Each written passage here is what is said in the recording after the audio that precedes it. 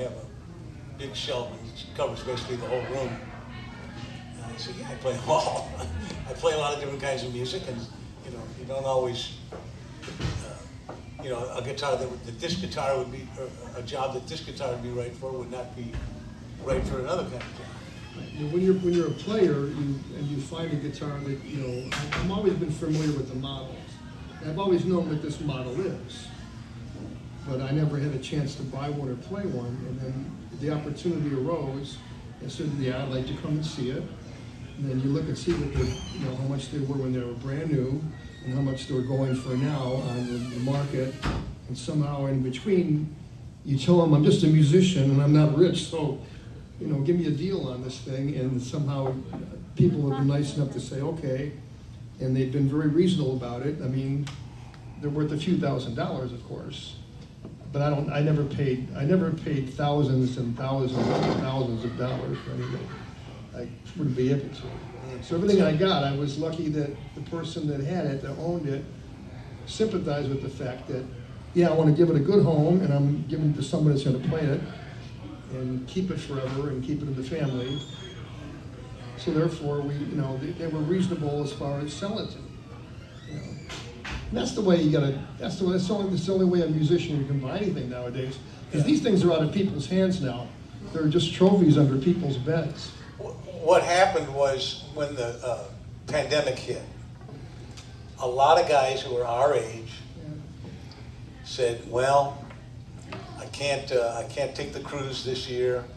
You know, I can't do this with my money." Guys who have money, and so I guess I'll buy the guitar I always wanted. And vintage guitars went through the roof. The kind of gold standard for vintage guitars, one is the 1959, 1960 Les Paul, which now, actually those prices went down a little bit. They were at about $500,000, and now I understand they're a little bit under. The 30s era Martin D28, before the pandemic, you could buy one for about $60,000. After the pandemic, the last one I saw at auction went for $265,000. So it's kind of been run by guys our age who have more money than we do. Well, I think it's turned out to be a trophy hunt, you know, a fad that people say, well, like people that collect artwork. You know, some people collect artwork. You know, some people, I did the same thing. Some people collect guns and don't even shoot them. They're collectors. Me personally, I wouldn't collect trumpets if I didn't play trumpet.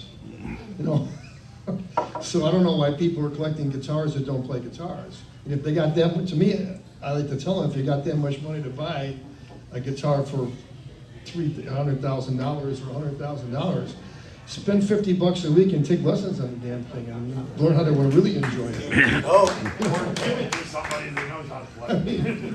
I have a friend in New York City who just bought a 1957 Fender Stratocaster in perfect shape.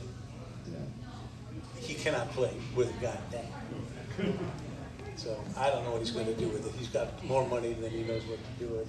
Well, people look at him and they go, okay, it became a symbol of rock and roll, okay, the guitar.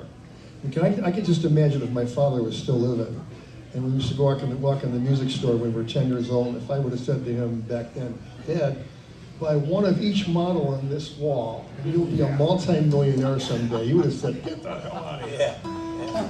But it's true. He would have bought one Stratocaster, one Telecaster, one P485.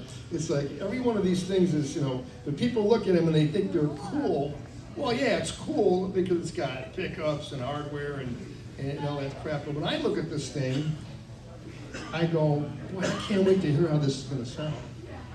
So there's a big difference in that. You know, people are missing the boat to want to collect stuff like that. And the thing I hate about it is it's not in the players' hands anymore. So the players that are actually playing and making a living like we are doing it, playing 6 nights a week like I used to for 50 years, we don't have the money to, whoever thought that was going to happen, where these things were going to skyrocket and go from $400 to 400,000 or 40,000, you know. I mean, I passed up, I don't know how many Stratocasters when I was a kid because I just didn't like them. I thought they were junk. I played my one Les Paul, which I got lucky to find, in a pawn shop. It was a 53 gold top. And I think some old black guy had it because it was in a black neighborhood, it was a pawn shop, and it had 2 rusty strings, and I played the hell out of that thing, and I was lucky enough to get that. But Well, after that, it's like nobody knew that these things were gonna, you know, if I would have bought every Stratocaster I had my chance to buy for $150 when I was in my teens and early 20s, I'd be a millionaire. well, it's time for you to play the hell out of that thing. Yeah, well, I mean, so Let's do I something. try. Let's do something. What you got?